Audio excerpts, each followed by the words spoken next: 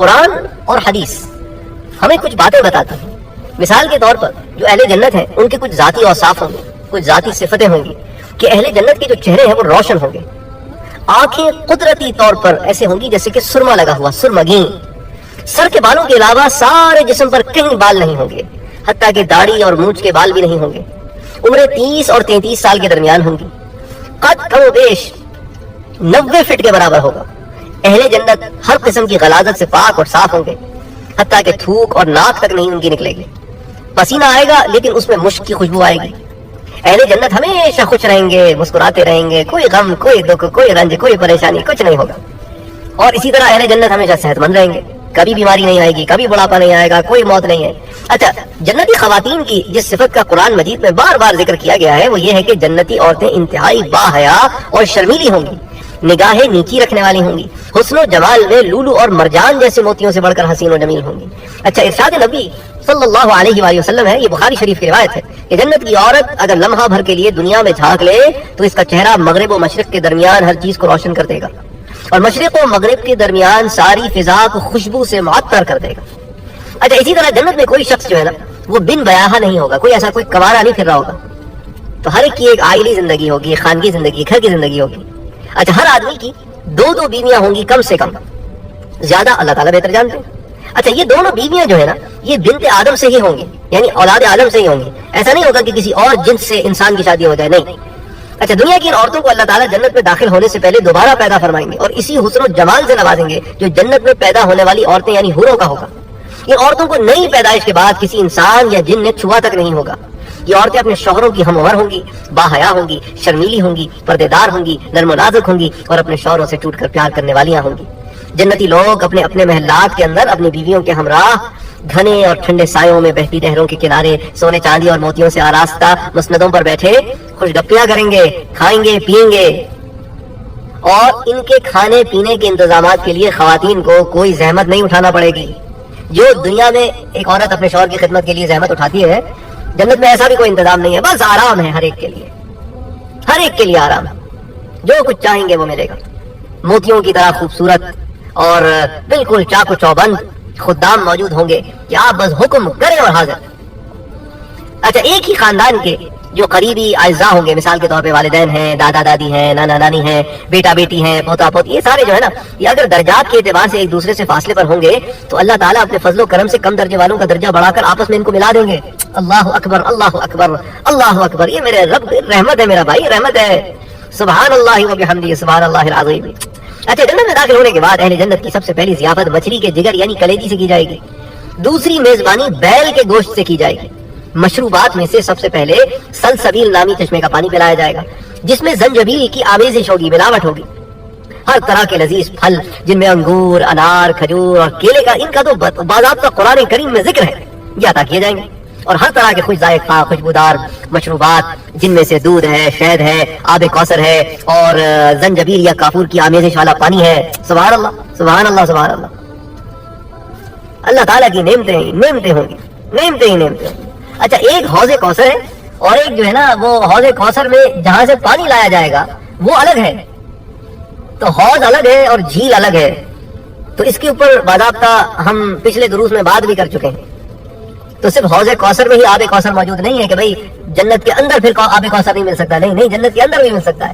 باہر بھی نعمتن دیا جائے گا اور اندر تو پھر ملے گا ہی ملے گا. سبحان اللہ, سبحان اللہ, سبحان اللہ. تو اہل جنت کی تواضع کے لیے سونے, چاندی اور شیشے کے برتنوں میں یہ پیش کیے جائیں گے. اچھا, اسی طرح جو پینے کی چیزیں ہیں, جو کھانے کی چیزیں ہیں, وہ کبھی ذائقے میں خراب ہی نہیں ہوں گی, ہمیشہ تازہ رہیں گی. کوئی بس ابھی ابھی, نہ کوئی بوجھل پن, نہ کوئی کوئی ایسا طبیعت میں بھاری پن انسان کھا لے تو کوئی ایسیڈیٹی ہو گئی, ایسا کوئی چیز ہے ہی نہیں وہاں. اچھا, جنتی کسی درخت سے خود پھل توڑ کر کھانا چاہیں گے تو پھل خود بخود ان کے پاس پہنچ جائے گا. کسی پرندے کا گوشت کھانا چاہیں گے تو آنن فانن تیار ہو کر حاضر ہو جائے گا.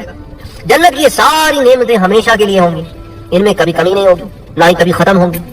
نہ ہی ان کا تعلق کسی خاص موسم سے ہے کہ بھئی سردیاں ہوں گی تو انگور آئیں گے, ایسا بھی نہیں ہے.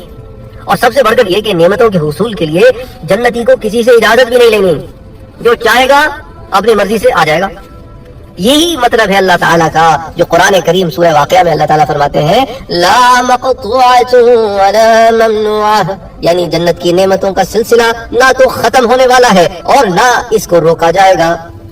سبحان اللہ سبحان اللہ سبحان اللہ. یعنی جنت کی نعمتیں ہی نعمتیں، نعمتیں ہی نعمتیں ہیں.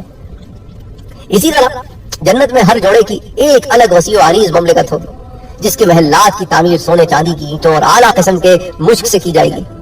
تو یہ آپ کے جو سونے چاندی کی اینٹیں لگا کے بیچ میں جو آپ بھرتے ہیں نا، اس کو آپ انگریزی میں کہتے ہیں موٹر، وہ جس سے آپ مسالہ جسے آپ جوڑتے ہیں، تو وہاں پر جس مسالے سے جوڑا جائے گا نا، وہ بھی مشک کا ہوگا، خوشبودار مسالہ ہوگا کہ گھر کی دیواروں سے بھی خوشبو آتی ہوگی.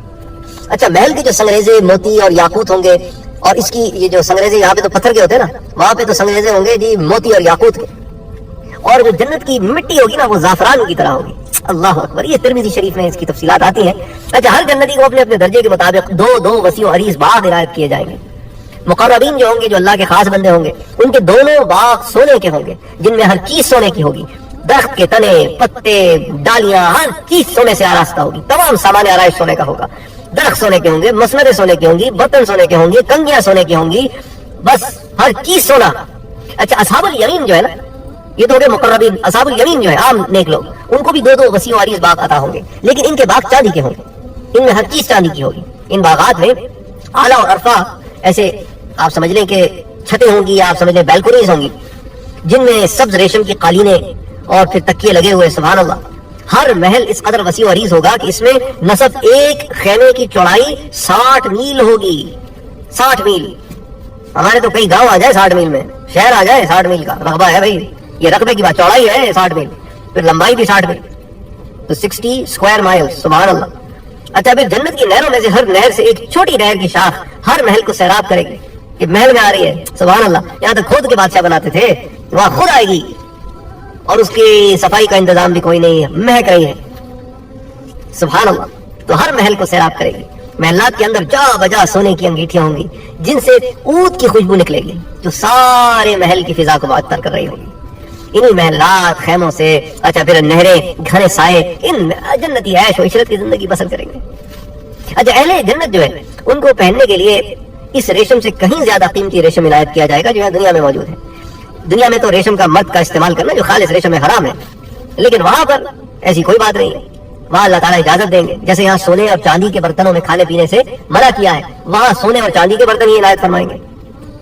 اچھا، ریشم کے علاوہ بھی بہت قسم کے زرق برق کے لباس، سندس ہے، استبرق ہے اور اطلس ہے، ان کا تو خاص طور پہ ذکر ہے قرآن اور حدیث میں، یہ عنایت کیے جائیں گے. اچھا، جنتی خواتین کے علاوہ مرد بھی سونے اور چاندی کے زیورات پہنیں گے. اب یاد رہے پرانے زمانے میں بھی جو بادشاہ ہوتے تھے وہ اسی طرح کے زیورات پہنتے تھے، اور بادشاہوں کے زیورات اور نواب بھی پہنتے تھے. ہمارے ہندوستان پاکستان وغیرہ کے جو علاقوں میں جو نواب ہوا کرتے تھے وہ نواب بھی پہنا کرتے تھے، تو لیکن ان کے جو زیورات ہوتے تھے وہ عورتوں سے مختلف ہوتے تھے. بہرحال لیکن جنت میں بھی جو ہے اللہ تعالیٰ جو ہے اس طرح کا انتظام کریں گے، خواتین بھی اور مرد بھی. یاد رہے کہ جنت میں استعمال ہونے والا سونا دنیا کے سونے سے زیادہ افضل ہے اور کہیں زیادہ افضل ہے. رسول اکرم صلی اللہ علیہ وآلہ وسلم کا ارشاد مبارک ہے کہ اگر ایک جنتی مرد اپنے کنگنوں سمیت دنیا میں جھانک لے، کنگنوں سمیت، تو اس کنگن کی چمک سورج کی روشنی کو اسی طرح ختم کر دے جس طرح سورج کی روشنی تاروں کی روشنی کو ختم کر دیتی ہے. یہ امام ترمذی اس حدیث شریف کو لے کے آیا ہے. اچھا، سونے اور چاندی کے علاوہ اور قسم کے پھر موتی ہیں، لولو ہیں، مرجان ہیں، ان کے بھی کنگن اہل جنت کو پہنائے جائیں گے. اچھا، جنتی خواتین کو ایسے خوبصورت اور اجلے اور پاک اور صاف لباس عطا کیے جائیں گے کہ بیک وقت ایک ساتھ 70 جوڑے پہننے کے باوجود ان کی پنڈلی کا گودا تک نظر آئے گا. یہ تو بخاری شریف کی روایت ہے. اچھا، خواتین کا عام لباس بھی اس قدر نادر اور نایاب ہوگا کہ سر کا دوپٹہ دنیا اور اس میں جتنی چیزیں موجود ہیں اس کی ساری دولت اس سے زیادہ قیمتی ہوگا.